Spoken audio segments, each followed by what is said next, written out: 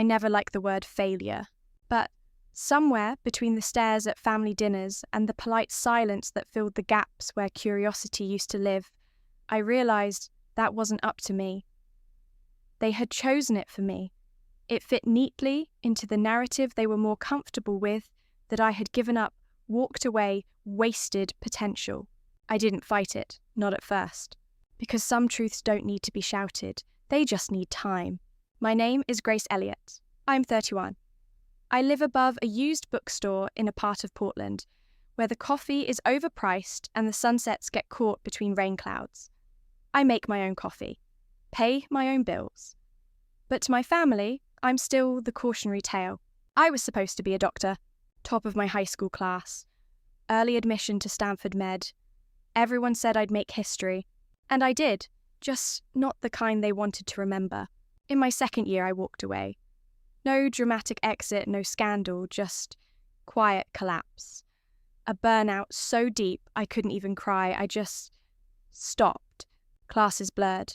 My hands trembled during labs. I'd stare at flashcards and forget why they mattered. No one noticed. I still smiled at Thanksgiving. I still showed up.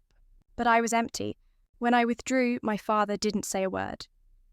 My mother covered it up like a bad rash, told the neighbours I was taking a gap year to explore options.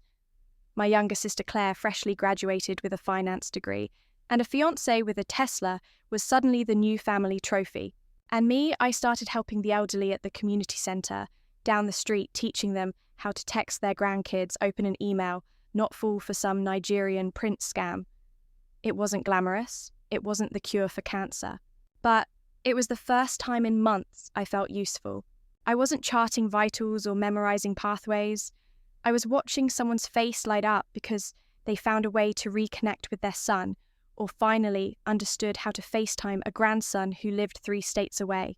I called it techies back then, just a flyer my name and a list of basic tutorials.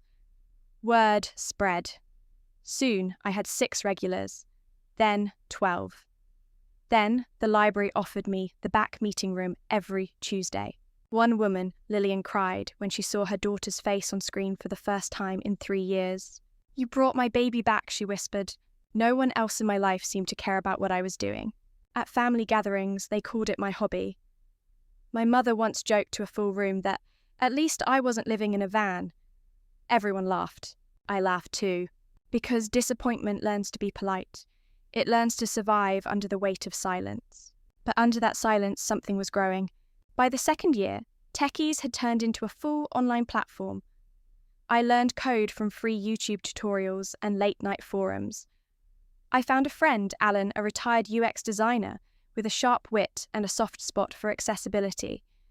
He volunteered his time to help me build something more intuitive, more scalable. We focused on simplicity, large font, guided onboarding, built-in voice support, color, contrast toggles. No clutter, just confidence. We renamed it BrighterPath, our mission digital dignity for everyone over 60. Not just tech help, empowerment, autonomy, email, video chat, online safety, digital banking, even spotting misinformation. It wasn't sleek. It didn't go viral. But it worked. By year 3, we had 50,000 users across 28 states. Local governments were reaching out, libraries wanted in, veteran programs, senior homes. We got a state grant. I hired staff. Still, my family had no clue. My mum would still ask if I was still doing that website thing. Claire once told her friend I was freelancing. The thing is, I didn't need their approval. I told myself that. Until the night of Claire's engagement dinner. We were at a rooftop restaurant. Glass chandeliers, champagne fountains, waiters in black ties. My mum wore a new dress and a nervous smile. She had spent weeks obsessing over napkin colours and floral arrangements. She hadn't asked once how my platform was doing. During the toast, she turned to Claire's fiancé and said, "You know, Claire's always been the focused one. Grace, she's a bit of a free spirit." Everyone chuckled. I smiled, cut my chicken, and said nothing. But that was the night everything began to change. Not because I fought back, but because someone unexpected said my name. A week later, I got an email. Subject line, testimonial submission, Martha C. I clicked. It was a video, a minute long, soft background music. A woman in her 30s, bright smile, gentle voice sat beside her grandmother. "This is my grandma," she said. "She's been so lonely since Grandpa passed. But thanks to BrighterPath, she video calls me every Sunday. She even learned how to order groceries online. It gave her back her confidence. And it gave us her." Then, the grandmother leaned in, looked directly at the camera and said, "Thank you, Grace. You helped me feel like myself again." I watched it 3 times. Then I stared at my screen, heart pounding. The woman, Claire's fiancé's cousin. She had no idea who I was, didn't connect the dots. But I had helped her, and for the first time I didn't feel like a secret. I felt like something real.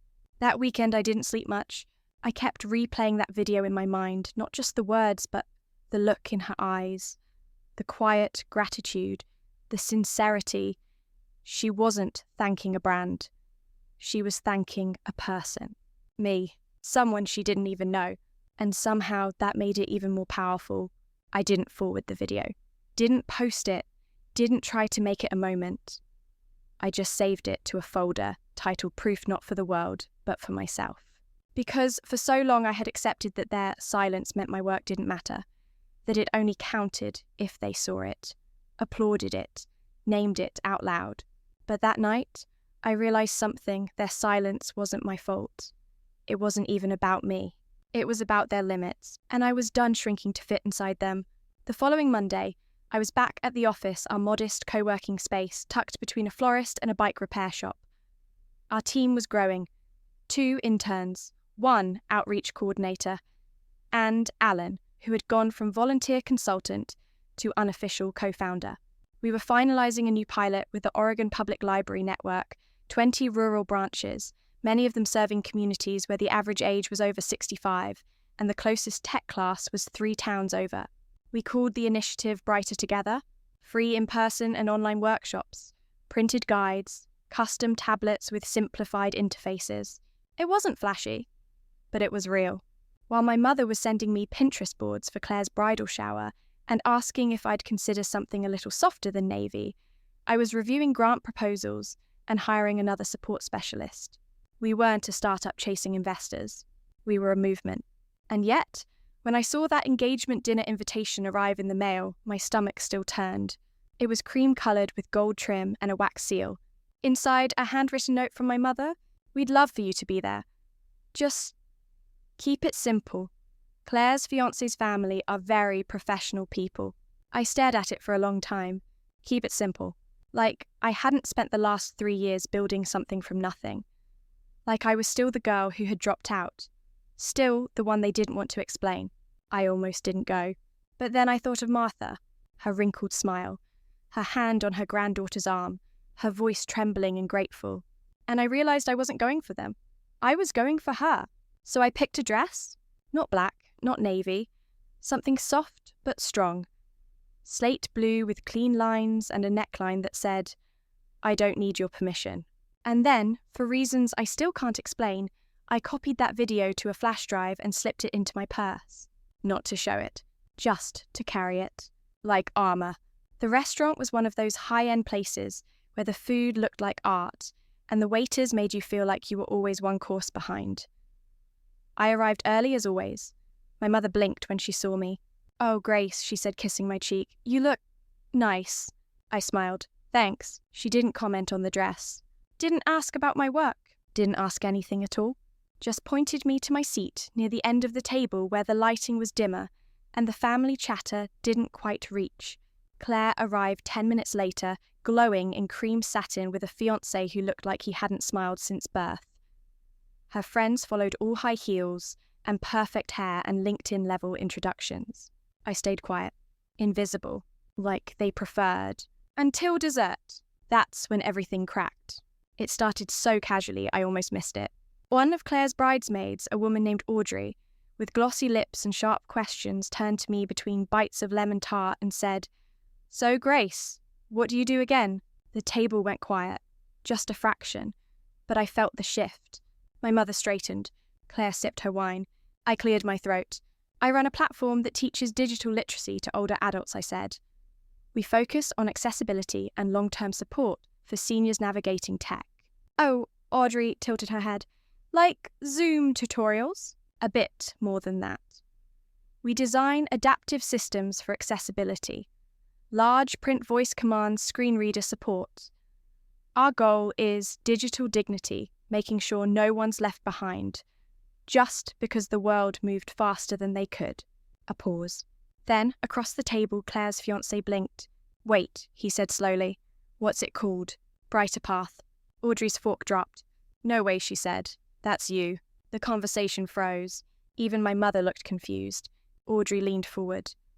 My aunt used your platform before she passed. She lived in Arizona, barely knew how to text. But she learned to send us photos. Even ordered flowers for my mum's birthday last year. She loved it. I didn't know, I said softly. You built that? I nodded. She stared. That's incredible. My mother didn't speak. Claire didn't either. But something had shifted. Not because I had demanded it, but because someone else brought my name into the light. Claire's fiancé cleared his throat. Grace, I didn't realize you built that. I nodded again, not quite smiling. He looked at Claire, then at me. Your platform helped my grandfather reconnect with his sister. They hadn't spoken in over a decade. She moved to Canada. He didn't know how to use any of that stuff before. But he called her on his birthday, cried on the phone. His voice caught a little. And just like that, the table softened. Eyes that once glazed over when I spoke were now locked onto me. Not in judgment. In something that looked a little like respect. I didn't gloat. Didn't puff my chest or wave a banner. I just reached into my purse and touched the USB drive. Still there. Still quiet. Still mine. Amanda, one of Claire's oldest friends and maid of honor, leaned toward me. Why didn't you ever say anything? I shrugged. No one ever asked.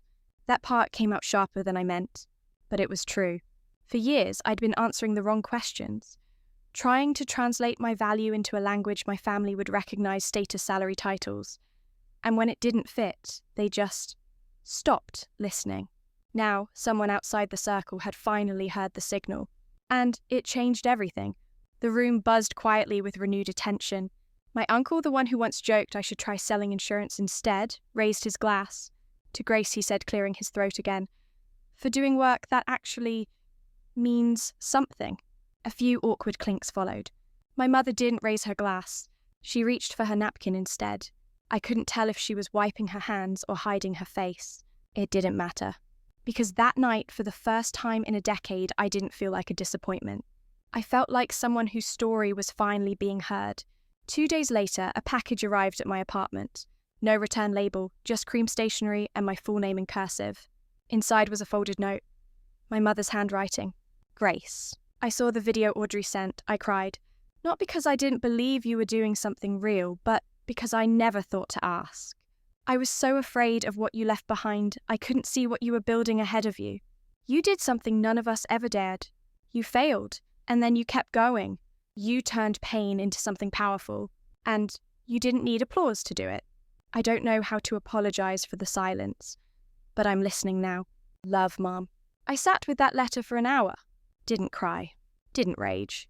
Just read it again and again until the words didn't sting anymore. Then I folded it neatly, placed it in the drawer by my desk.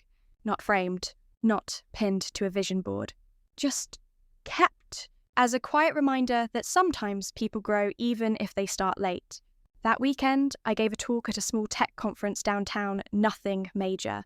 No big cameras, no glowing headlines. Just 60 people in a rec center auditorium, sitting on folding chairs with cheap coffee and genuine hope. I told them everything. That I dropped out, that I crumbled, that I stopped pretending. And then I started over slowly, painfully, without knowing where it would lead. I told them about BrighterPath, about the long hours and the early failures and the senior citizens who cheered when they figured out how to send an emoji. And when the room stood to applaud, I didn't smile politely. I smiled like it mattered. Because it did. Not just the success, but the journey, the rebuild, the woman I had to become to make this possible. A month later, Claire got married. The wedding was grand floral and deeply curated. I wore a forest green jumpsuit. No one blinked, not even my mother. In fact, she introduced me to several of her friends, not as the one who left med school, but as my daughter Grace. She runs a national non-profit for seniors. It's called BrighterPath. Maybe you've heard of it. Some hadn't. Some had, but all of them nodded politely and smiled like I belonged. It wasn't perfection, but it was enough. Later, under a canopy of string lights, my father pulled me aside. He held a glass of bourbon, stared at the grass, cleared his throat. I saw the thing, that video. A pause. What you've built. He trailed off. I waited. It's good work, Grace. That was all. But from him, it was a monologue. I nodded. Thanks, Dad. He didn't hug me, didn't say more, but we stood there longer than we ever had. Sometimes healing doesn't come in fireworks. Sometimes it's just two people standing still, not turning away. 3 weeks after the wedding, Amanda Claire's friend, the one who'd recognized me at the engagement dinner, sent me a text. Lunch next week. Just you and me. I have something I'd love to talk to you about. No pressure, just admiration. I smiled when I read it. Not because I expected anything, but because sometimes the right people reach out not because you asked, but because they were paying attention when no one else did. We met at a small cafe in the Pearl District. Lots of sunlight mismatched mugs, waiters who wore cardigans instead of aprons. She was already seated, a notebook open beside her coffee cup. Before I say anything, she said, "Let me just thank you again.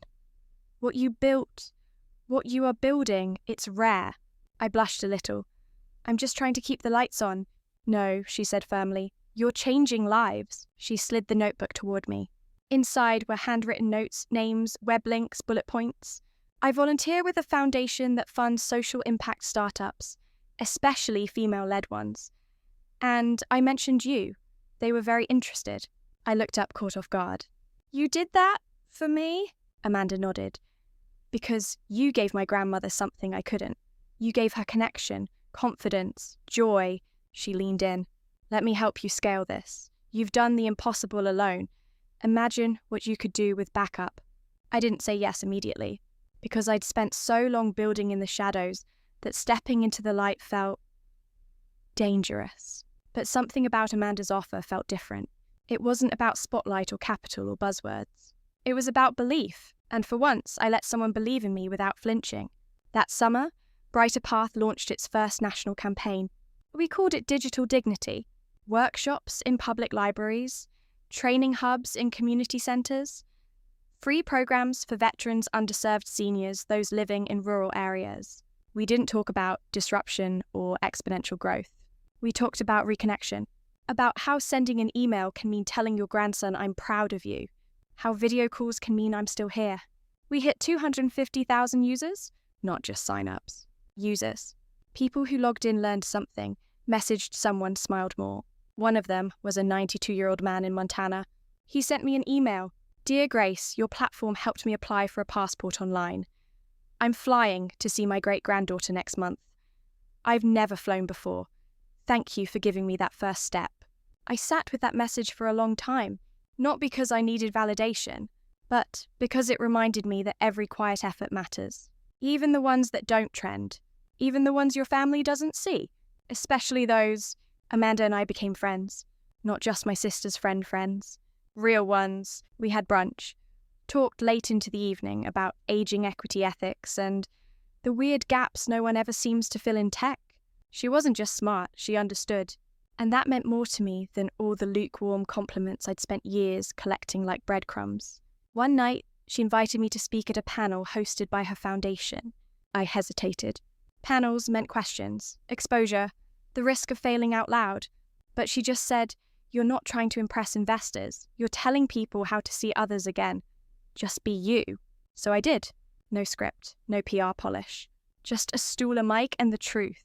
I told the audience about a woman named Doris, who learned to use telehealth to check in with her doctor from her trailer in rural Nevada. About Marcus, a widower in Michigan, who now leads BrighterPath workshops at his local library and calls it his reason to wake up.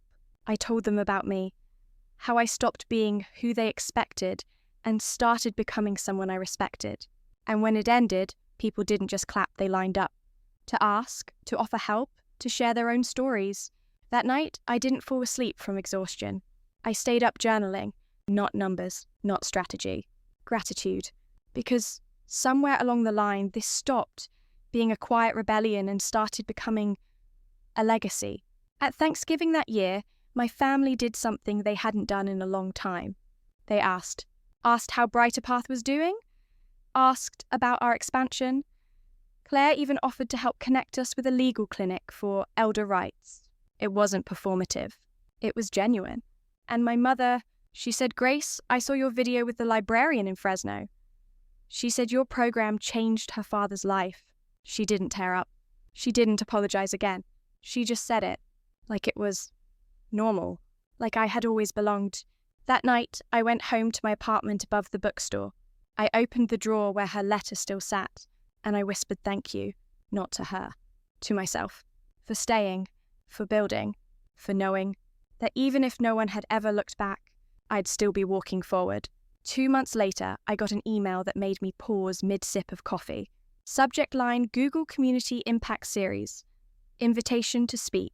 At first, I thought it was spam, but the sender real, the signature verified, the request clear. They wanted me to speak at their next panel on accessibility, digital inclusion, and intergenerational tech bridges, to share how BrighterPath was filling the gaps that no one else even seemed to notice. I stared at the screen, then reread the email 3 times, and then slowly I let myself smile. Not the careful, rehearsed kind I'd worn through years of family dinners, the kind that crept up your spine and whispered you didn't imagine this, the kind that said you made it here and you didn't need permission. The event was in Mountain View. First class flight. Hotel suite with more pillows than I had reasons to use. They sent a car, greeted me by name. It was surreal. Part of me kept waiting for someone to tap my shoulder and say, "Sorry, wrong, Grace." But no one did. The stage wasn't huge. It wasn't TED. But the room was full. People with badges and notebooks and questions that didn't start with, "So, what do you really do?" I was slotted after a panel of engineers discussing smart cities and AI-driven accessibility tools. And then it was my turn. I took the mic and breathed. No slides, no talking points, just the truth. I wasn't supposed to be here, I began. I was supposed to be in a hospital, maybe wearing a white coat, maybe curing something. But burnout doesn't care about your plans. A few heads nodded. I continued. I walked away from everything I'd been told would make me worthy. And for a while, I believed I'd lost. That I had failed. Pause. A breath. But then, an older man asked me how to open an email. And when I showed him, he cried. Because it was from his daughter. And he thought she'd stopped loving him. She hadn't. He just didn't know how to click the link. The room was silent now. Focused. I spoke about Lillian, Marcus, Martha, about dignity, about what it means to be seen in a world that moves faster than your hands, and about how I was never trying to make headlines, just ripples, because sometimes a ripple is all it takes to change a life. I finished with this. They told everyone I gave up, said I quit. But the truth, I was just building something they couldn't understand, not yet. I was building something bigger than their labels, something quieter, something that mattered. When I stepped off stage, the applause didn't feel loud. It felt deep. Afterward, people approached me with tears in their eyes. One woman said, "My dad hasn't left the house in a year. He stopped trying to learn. Maybe this will give him a way back." A man handed me his card. "I run a tech incubator for social good. If you ever want to scale."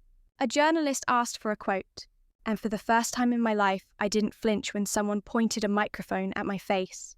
Because this time, it wasn't about me. It was about them. Back in Portland, I went straight to our office. Alan was waiting grinning like he'd just watched his kid graduate. "You crushed it," he said, pulling me into a side hug. I laughed. It didn't feel like crushing. It felt like unfolding. He nodded. "That's because it's not the end. It's just the first page people actually noticed." The next few weeks were a blur. Interviews, requests, new partner organizations. We passed 400,000 users. BrighterPath wasn't just a platform anymore. It was a movement, a voice for people who'd been told they were too slow, too old, too late. and for the first time, I wasn't building it in silence. I was building it in full view, and the view was brighter than I ever imagined.